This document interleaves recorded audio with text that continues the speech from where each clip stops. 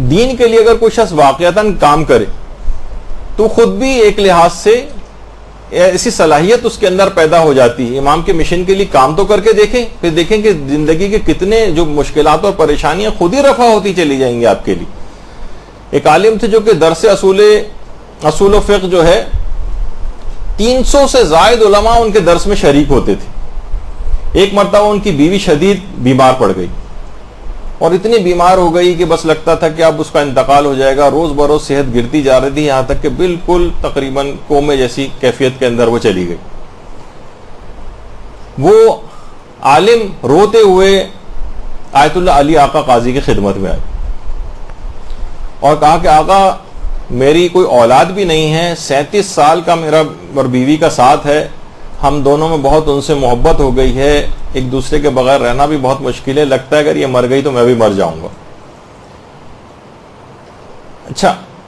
میرے لیے دعا کریں. اچھا آیت اللہ علی آقا قاضی کی ایک سیرت تھی, وہی جو تقریباً آیت اللہ بہجت کی طرح, کہ کبھی بھی کسی کے چہرے کی طرف نگاہ اٹھا کر نہیں دیکھتے تھے. عام طور پر جو ملنے والے آتے تھے تو ان چہرے کو نگاہوں کو جھکا لیتے تھے. کہہ رہے انہوں نے سر جھکائے آنکھوں کو بند کیا اور ایک جذباتی انداز سے دعا کرنی شروع کی. اس وقت اس موقع پر آیت اللہ سید عباس حسینی کاشانی, جن کا بھی کچھ ہی عرصے پہلے انتقال ہوا ہے, یہ وہاں پر موجود تھے. آیت اللہ سید عباس حسینی کاشانی سب سے آخری شاگرد جو آیت اللہ علی آقا قاضی کے جو اب تک زندہ تھے وہ بھی انتقال کر چکے ہیں, یعنی آخری شاگرد کو کہا جاتا ہے. اس کے بعد خیر کچھ آیت اللہ محمد حسین طباطبائی کا بھی انتقال ہو گیا, اس کے بعد حسن زادہ عاملی کا ایک لحاظ سے بس سمجھیں آخری شاگردوں میں سے بس یہ چند افراد رہے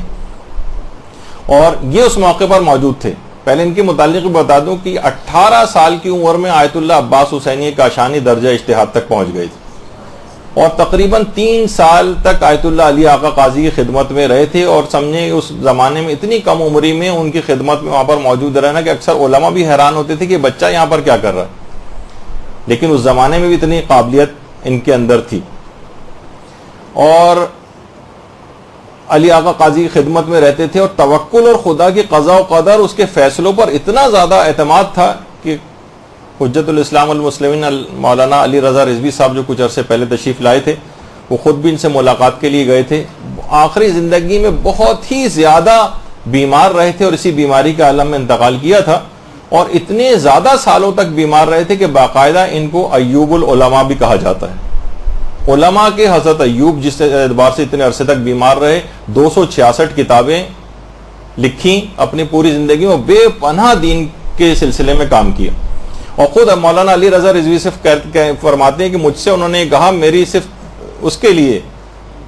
ایک اصلاح کے لیے ایک بات بتائی کہ اتنے عرصے سے میں بیمار ہوں, اتنے طویل ترین عرصے سے کہ اپنے کمرے سے باہر بھی نہیں جا سکا ہوں سال سے, اور حرکت نہیں کر پاتا ہوں, تب بھی ایک مرتبہ بھی اپنی بیماری کے سلسلے میں حرف شکایت میری زبان پر نہیں آیا ہے. آیت اللہ عباس حسینی کاشانی فرماتے ہیں میں خود اس موقع پر موجود تھا جب وہ عالم آیت اللہ علی آقا قاضی کے پاس آئے اور اپنی بیوی کی بیماری کی شکایت کی. میں نے دیکھا کہ آیت اللہ علی آقا قاضی نے اپنے ہاتھوں کو آسمان کی طرف بلند کیا اور کچھ دیر دعا کی, اس کے بعد آنکھوں سے اپنے آنسوؤں کو صاف کیا اور کہا کہ جاؤ, خدا نے اس کو واپس لوٹا دیا. اللہم صلی علی محمد و علی محمد.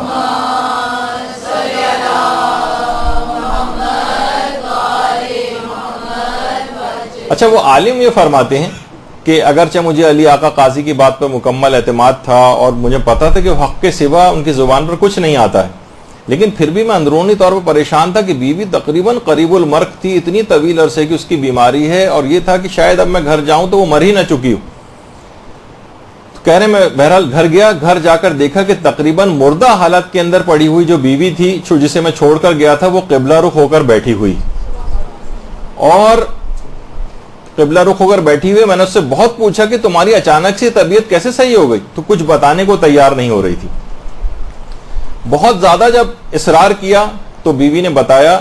کہ آپ نے بہت اچھا کیا کہ آپ آیت اللہ علی آقا قاضی کی خدمت میں گئے, اور جس وقت میری روح قفص انصری سے پرواز کر چکی تھی, وہ خود کہہ رہی ہے کہ میں مر چکی تھی, میری روح نکل کر جب 4تھے آسمان پر پہنچی تو ایک غیبی صدا مجھے سنائی دی کہ سید علی آقا قاضی کی دعا کے احترام میں اس کی روح کو واپس پلٹا دیا جائے. اللہم صلی